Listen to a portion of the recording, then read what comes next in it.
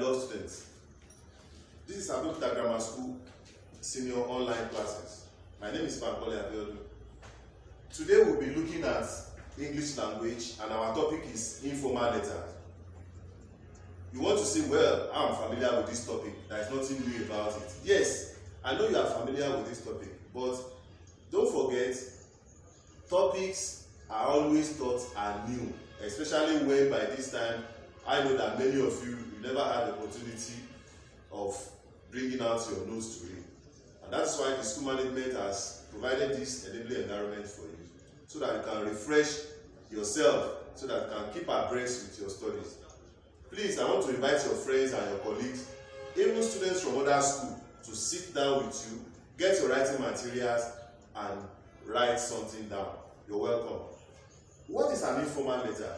An informal letter is a type of letter that we write to our friends, our family members, just like you want to write a letter to your uncle, yes, a letter to your mother, a letter to your aunt or your auntie, a letter to your dad, and so many people like that. By way of definition, we can also say that an informal letter is a letter we write to people that we are familiar with, somebody that you know, somebody that you have a relationship with.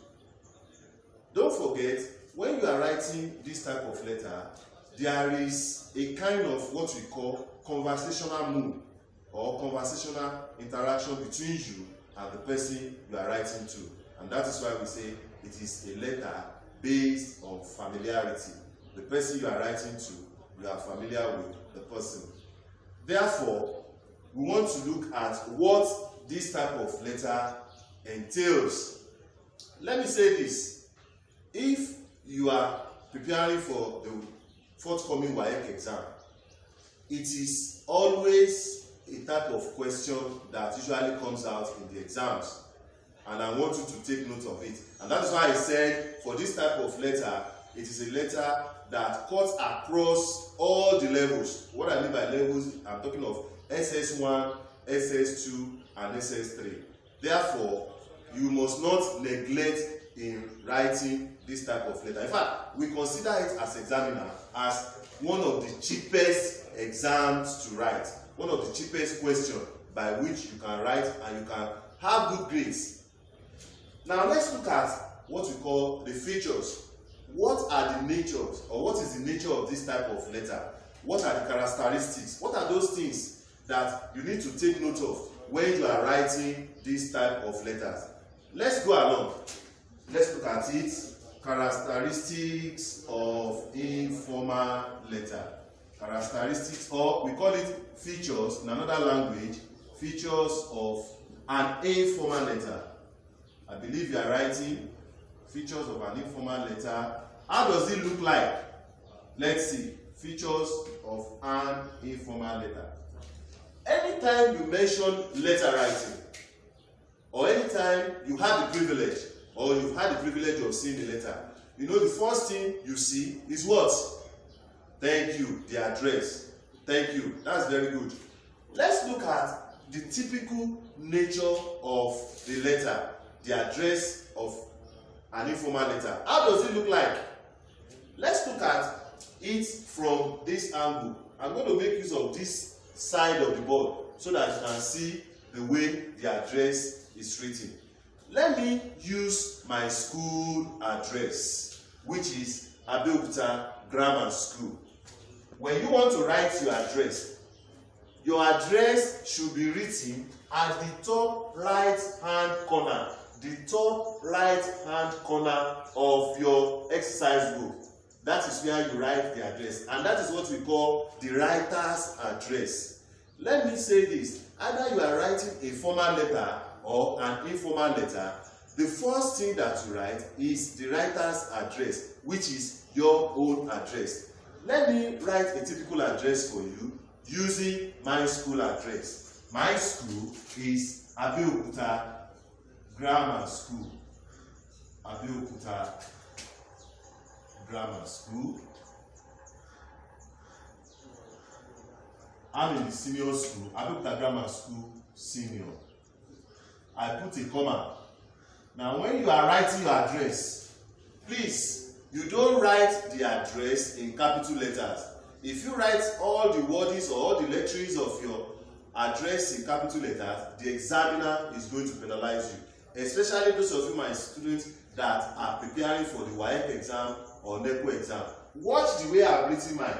The A of Abeokuta is capitalized. The G of grammar school is capitalized, grammar school. The S of school is capitalized, and the S of senior is capitalized. Immediately after that, you have a comma. Next, I am going to write the location of the school, and that is Idiaba. Now, Idiaba. After Idiaba, I put a comma. The I of Idiaba is capitalized. The A of Aba is also capitalized. Now, from there, the next thing is the town where I am writing from. I am writing from Abeokuta. I hope you are seeing that. You can see that I did not write my own Abeokuta in capital letters. It is only the A in capital letter. And after the A or the I of Abeokuta, I will put a full stop. That is the first place where I am applying my full stop. Take note of that. Don't forget, I started with a comma, followed by another comma, and when you are writing the town by which you are writing from, I am putting a full stop. The next thing to do is to write my dates. And what is today's date? Today's date is 16th June, 2020, full stop. Watch my date, 16th June 2020. I did not write 16 raised to power th like this. Some of us will still write it like this. If you write it like this, the examiner is going to penalize you. It means you are writing 16 raised to power th, and this is not acceptable. The examiner will put a ring there.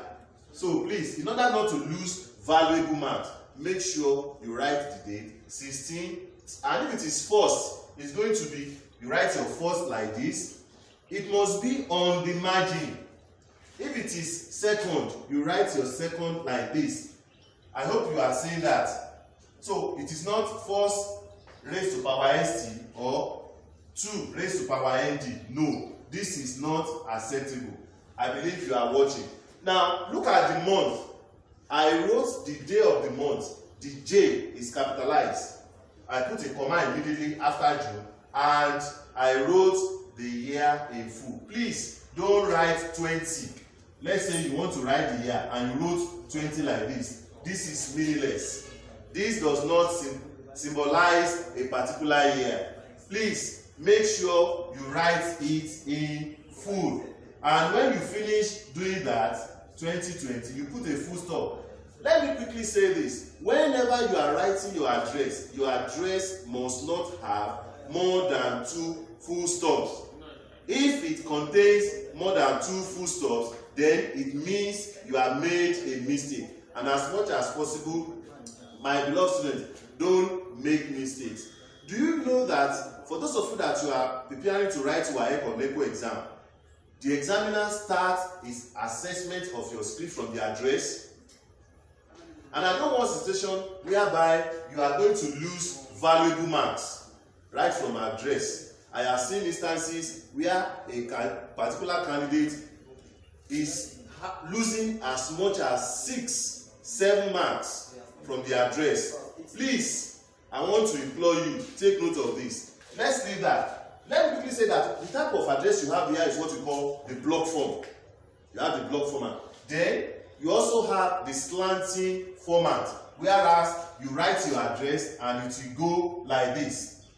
But I want to advise, because most of the time I've seen candidates that anytime they are writing the slanting format of address, eventually by the time they get to the area of writing the year, it crosses to the other side of the margin. And don't forget, the examiner will tell you that do not write on this margin. And that is why I always encourage my beloved students that the block form is very simple to write. The moment you take the first the first writing there, you just be following the other and it will come down just like that. I believe that is taken. Now let me quickly go to the next aspect, which is the next stage, your introduction. This is a letter based on familiarity.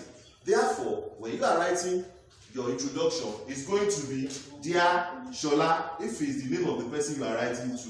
Dear Shola. If it's your daddy, it's going to be, it can be my dear father. Take note of that, my dear father. Please, it can also be my beloved mother.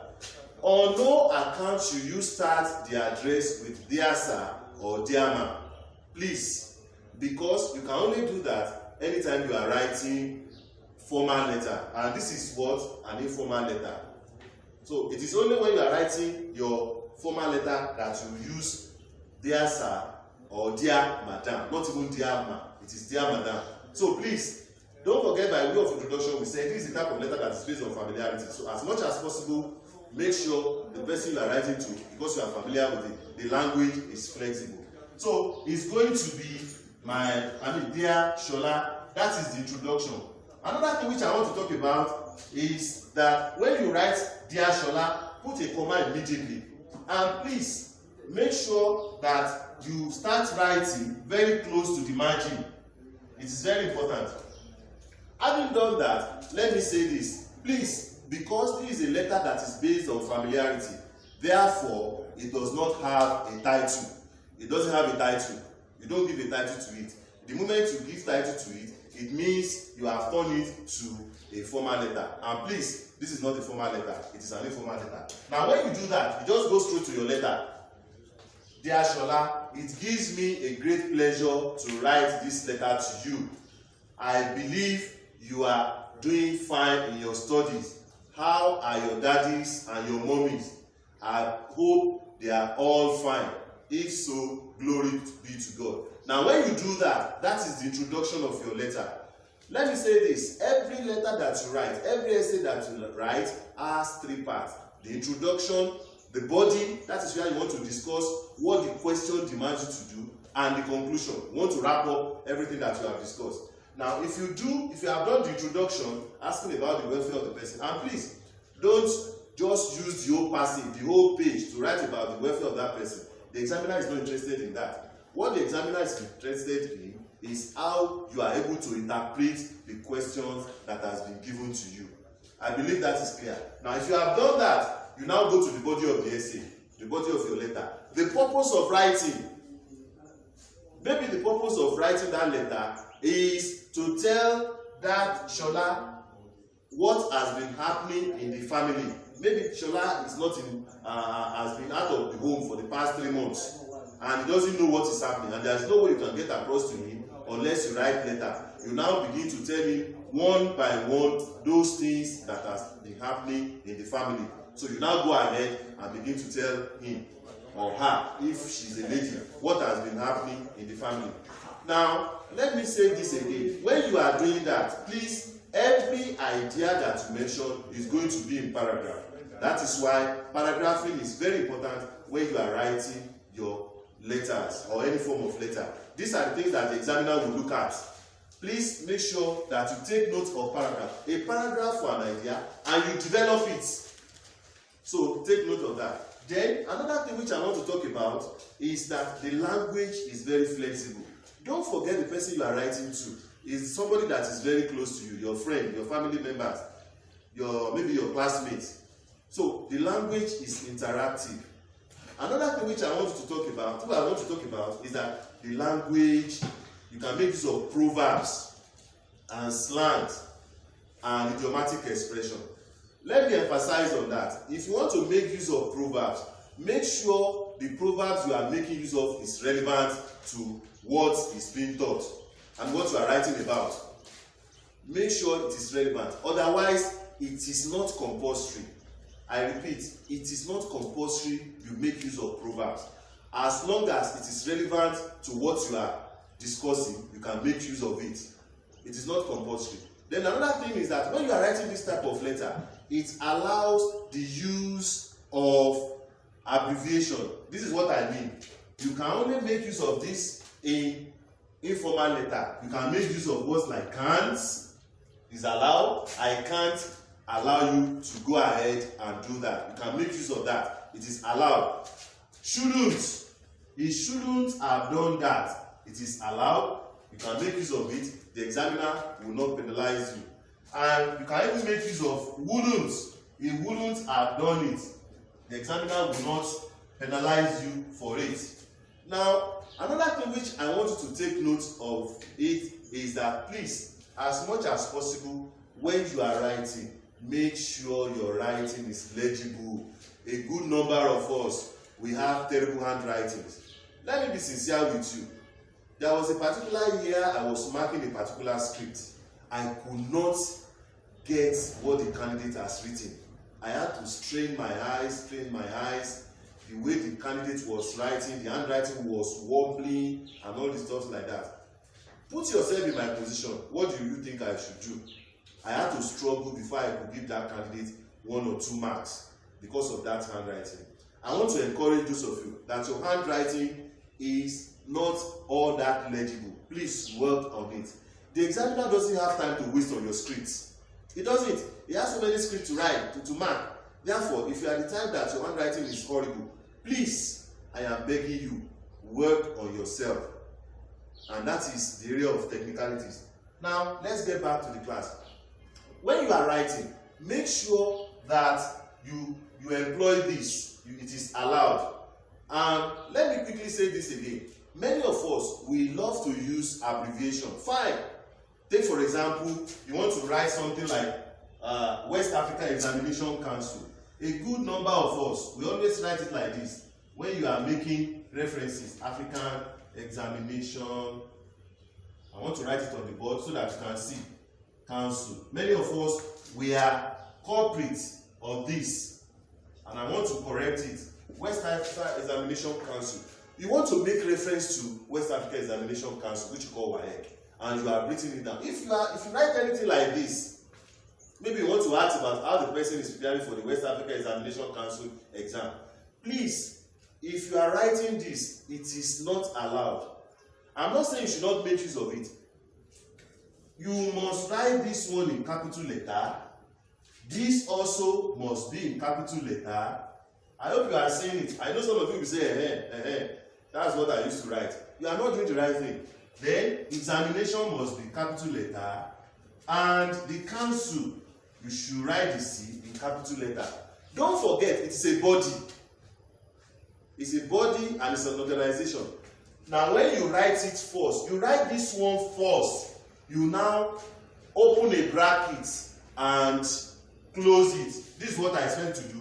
You now open a bracket, which at times you call parentheses, and you now write WAEC.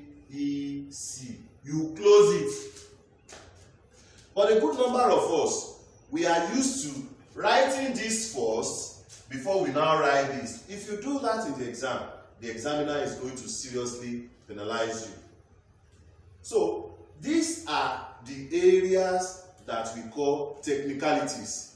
You know, when the examiner is assessing your script, he assesses it through your content, organization, your expression, and mechanical accuracy.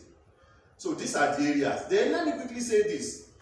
Many of us, this is the area of grammar, and I want to emphasize it. Anytime we are writing, we now discover that we are making use of the first person pronoun, I, maybe twice in a sentence. Let me give you an example. Let's look at this, for example.